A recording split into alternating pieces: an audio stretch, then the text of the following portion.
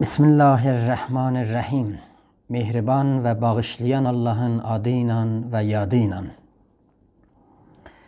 Bütün izləyicilərə, yoldaşlarıma salam deyirəm. Bu yeni ildə sağlamlıq, salamatçılıq arzulayıram. Nəsimi demişkən, bəhar oldu gəl, ey dilbər, təmaşa qıl bu gülzarə, buraxdı qunçələr, pərdə-i bişarət, bülbülü zarə. Məni mən etmə ey zahid, güvənmə zikrə ey sufi.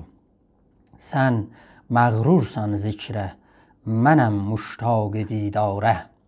İslamlıq və tühlüğün 4-cü hissəsini sizinlə paylaşıram. Biz keçmiş danışıqlarda bura yetişdik. Tühlər İslamda ortaq qavramları görərkən, örnək üçün elm, ədalət, birlik, bərabərlik, zülmə qarşı çıxmaq və ayrı qavramlar İslam'a qucaq açıb onu alqışlayıblar. Ürəkdən, kürəkdən ona könül verib iman gətiriblər. Onun yolunda mücahidə eləyiblər. Seyfül-İslam ləqəbi daşıyıblar. Tühlər də varlıqlarını sidq ilə, ixlas ilə, miras kimi İslam aləminə töhfə eləyiblər. Dəqiq danışsaq, Türk aləmindən İslam aləminə ümumiyyətdə 5 miras yetişibdir. Birincisi fəlsəfədir.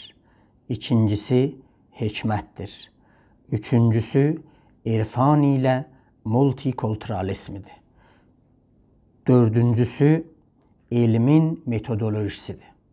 Beşincisi hökmdarlığın gedişatı, qüdrəti yasalaşdırmaqdır.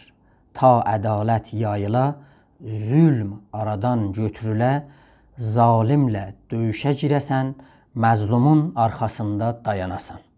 Biz bunları bir araşdırıb siz ilə paylaşacağıq. Bu hissəni fəlsəfədən ya fəlsəfə ilə başlayırıq. Qədimdən deyiblər, fəlsəfə elmlərin anasıdır, qaynağıdır. Tutaq ki, bir sıra mərifətlər zaman keçdikcə fəlsəfədən ayrılıblar. Üzgürlüğünü, bağımsızlığını fəlsəfədən kutlu tutub şənlik eləyiblər.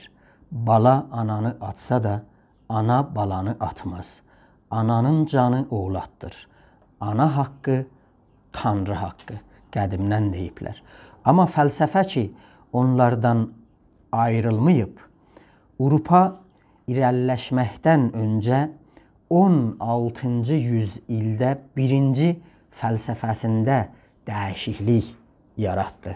Baxışığını aləmdən, Adəmdən çöndərdi. O birisi mərifətlərdə, o cümlədən elmdə, fəlsəfəyə baxıb birlikdə bir saz çalıb, bir harmoni yaradıblar. Sonuçda toplumu birlikdə irəli sürüblər. Elm də fəlsəfəyə yardım olmuşdur. Türk aləmində fəlsəfə Farabi və İbn Sina ilə İslam aləminə sızır. Hikmət də Qutadobilicin, Yusuf Xurasaninin, həmən Xassı Hacibin kitabından İslam aləminə axır. Türk dünyasında irfan, şamanizmin düşüncələrinin əsasında multikulturalizmi də Türkün törəsinin qaynaqlarından İslam aləminə aşır. Elmin metodolojisi, təcrübə, müşahidə, nəzərlə əməlin barışması Xarəzmi ilə, Əbu Reyhan Biruni ilə İslam aləminə, elm dünyasına yönəlir. Türkün hökmdarlığı, qüdrəti yasalaşdırmağı, ədaləti yaymaq üçün, zülmə qarşı çıxmaq üçün Türk imperatorları ilə, xaqanları ilə, sultanları ilə İslam aləminə daşınıbdır. Biz birinci bəhsi bu xüsusda fəlsəfədən başlayacağıq. Fəlsəfənin, Farabinin əli ilə İslam aləminə sızmasını, daşınmasını araşdırıb sizinlə paylaşacağıq.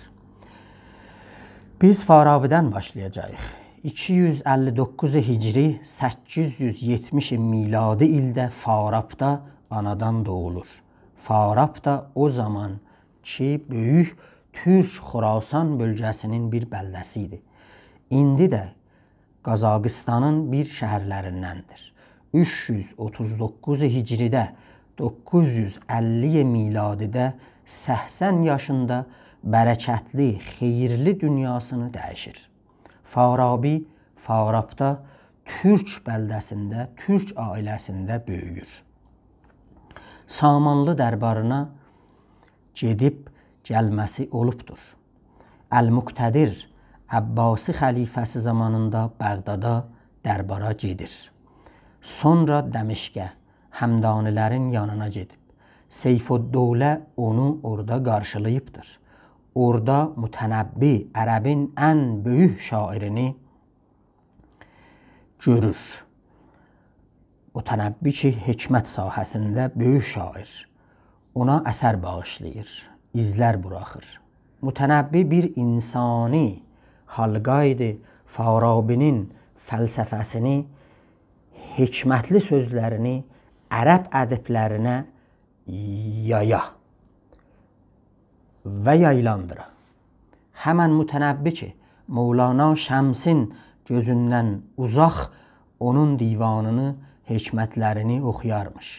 Həmən Mütənəbbi ki, Sədi ondan çoxlu, bollu hikmətlər, məsəllər götürübdür, təəssüflə Mütənəbbinin də adını verməyibdir. Örnək üçün Mütənəbbi deyir, mən yəhun yəshulul həvanu əleyhi, mal-ı cörhin bi məyyitin ilamu. Kimsə əskik alçaq ola, əskiklik, alçaqlıq ona asan, rahat gələr. Axı, məgər ölünü yaralamaq ilə ölü inciyərmi? Səədi də deyir, əz məlamət ki qəm xorəd Səədi, murdə əz niştər mətərsanəş. Məlamətdən Səədi niyə qəm yesin? Ölünü biz vurmaqla qorxutma. Bu bir ortaq qavramdır ki, Səədi Mütənəbbidən alır.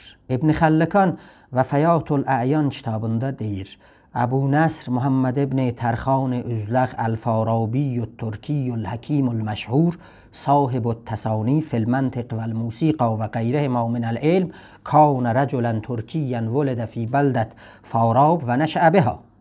Əbu Nəsr Muhammed Tərxanın oğlu, o da Üzləğin oğlu. Tərxan Üzləq böyük bir tayfa idilər. Oğlu Farabi türk tanınmış bir həkim, çoxlu kitablar məntiqdə, musiqidə və sair elmlərdə yazmışdır. O bir türk kişisi olaraq Farab şəhrində anadan olmuşdur. Orada da böyümüşdür. Hər zaman, hər halda türkü paltar giyərdi, türkü börç qoyardı. Yağut-i Həməvi Mucəmül Buldanda, Xansari Rovzatul Cənnətdə Farabini türk bilibdir. Belə alınır, Farabinin türk olmasında heç bir şəkk şübhə yoxdur. Bu əsasda necə keçək bir sıra qərəzli alimlərdən, uqdəli mühəqqiqlərdən ki, Farabini fars bilib. Tarixi cəliləməklə uğursuz, umudsuz çalışıblar. Onların suçları əlbət ağırdır. Artırmalıyıq, böyük, zəngin, dərin şəxsiyyətlər əlbəttə bütün bəşəri toplumlara aiddir. Əbulfərəc Əl-Əğani kitabını Farabiyə təqdim eləyir. Sözün qıssası Farabi türkdür. Türk məfkurəsini daşıyır. İslam dünyasının ən birinci, ən böyük filsufudur. Həm fəzl-i təqəddümü var, yəni hamısından qabaqdır, həm də təqəddümü fəzli var. Yəni elmidə, fəlsəfədə hamısından yüksək zirvələrdədir. Bir kamil, mükəmməl fəlsəfi məktəbinin qurucusudur. Əl-Kindi Əndəlusda onunla bir zamanda yaşayırmış. Amma onun ayağına çatmadı. Onun təsirini bağışlayanmadı. Niyə ki? Bir fəlsəfi məktəb quranmadı. Farabi bir fəlsəfi nizam yaraldıbdır. Xəta eləmənik desək, Əflutin batıda, yəni qərb dünyasında oynayan oyunu Farabi doğuda şərq dünyasında oynayır. Farabi İbn Sina'nın ustadı olub, İbn Rüşd ondan əsər alıb. Ərəstu birinci müəllim adlansa da ona ikinci müəllim deyiblər. İctimai, toplumsal davranışığı da elmi yaşayışı kimin gözəl idi. Niyə ki, ən zahid, qani, israf eləməyən bir insan olmuşdur. Dünyaya bel bağlayan değildir.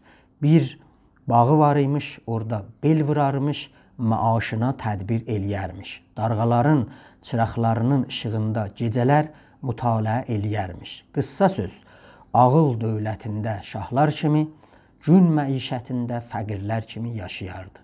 Xatırlayıram, fəlsəfənin tarixində belə gəlib. Soqratın xanımından soruşurlar, Soqrat neynədi? Dedi, o Yunan toplumuna fəxr, öz ailəsinə fəqr gətirdi. Həmən Soqrat ki, deyirdi, Yunanın cavanları yatmış atlardılar. Mən onları oyana qədər sancacam. Sancacam, oyansınlar. Farabi də Soqrat kimin idi. Onun həm kitabları, həm düşüncəsi Zəndəqənin, Dəhriyunun, Məzdəkiyunun təhriflərindən, Şüubiyyənin cəaliyyatından uzaq olubdur. Farabi çoxlu kitablar yazıbdır. Əl yazmaları çox olubdur. Hamısı da əlbəttə İslamı sevmək üçün ərəbcədir. 1. Tubiqa ya cədəl. 2. Ritorika ya xitabə. 3. Butiqa ya şeir. 4. Səfsətə. 5. Ərğənun. 6. Əxlaq-ı Nikomaxos. 7. Əl-ilmu təbii. 8. Əl-asarul elviyyə. 9. Metafizik. 10. Əl-cəm beyn rə'yəl həkiməyn. Və 11. Ara'u əhlil mədinətil fazilə. 12. Siyasatul mədinə. 13. Sinaətu ilmil musiqa. 14. İhsaul ulum və digər kitablar. O bütün sahələrdə kitab yazıbdır. Qələm çalıbdır. Tibbidən sevaya. Onu da İbn Sina'ya buraxır. O da bir türk, filsuf, müsəlman olaraq tibbi təkmilləşdirir, yeni işlər o konuda görür. Farabi Əl-Cəm beyn rə'yəl həkimən kitabında Əflatunla Ərəstunu bir süfrədə otudur. Onları bir-birinə yaxınladır, barışdırır. Dairətul Məarif yığmaqda, yazmaqda ən birinci türk müsəlman yazıcı olubdur. İhsaul ulum bir Dairətul Məarifdir. Birinci dəfə kəlamla fikhi ona elm unvanında artırıbdır. Onun metodolojisi İhsaul ulumda Kaşğəriyə divanul lüğatı yığmaqda, yazmaqda bir örnək olubdur. Belə deyildir, Farabi məntiqdə təsəvvürlə təsdiq qavramını yaratmaqda ən birinci alim olubdur. Kəlamda qədim hadis sözlərinin yerinə vacib, mümkün sözlərini qoyubdur. Farabinin çalışmaları əxlaqın qaynağını, həmən əqli əməlini Xacə Nəsrə açır. Əqli nəzərinin bacasını da İbn Sina'ya açır. Əqli nəzəri axı küllüyyatın müdriküdür. İnsanı saadətə çatdırmağa əqli nəzəri olmalıdır. Bəlkə də lazım şərtlərdən biridir. Keçək bir sıra nominalistlərdən çağdaş fəlsəfələrində küllüyyatı münşürdülər. Cürətlə deyə bildik, İslam aləmində heç bir düşüncə yoxdur. Farabinin orada bir izini, damğası tapılmaya. Farabinin fəlsəfəsi siyasəti modun olubdur. Bu əsasda bir fikri nizam yaraldıbdır. Bunun siyasətdə düşüncəsi 3 kitabında gəlir. Ara'u əhlil mədinətil fazilə, Kitab-ı Siyasə və Siyasatul Mədinə. Ruhları 3-də 1-dir. Ən önəmli əsəri ki, biz burada danışıqlarda onunla yararlanacağıq, Ara'u əhlil mədinətil fazilə kitabıdır. Mən bu kitabın ərəbcəsindən yardım almışam. Tərcümələr qərəzli, mərəzli olub. Şuubiyyənin, İran şəhrinin izini tərcümələrdə tapmaq olar. Amma əsl mətnidə belə bir düşüncələr yoxdur.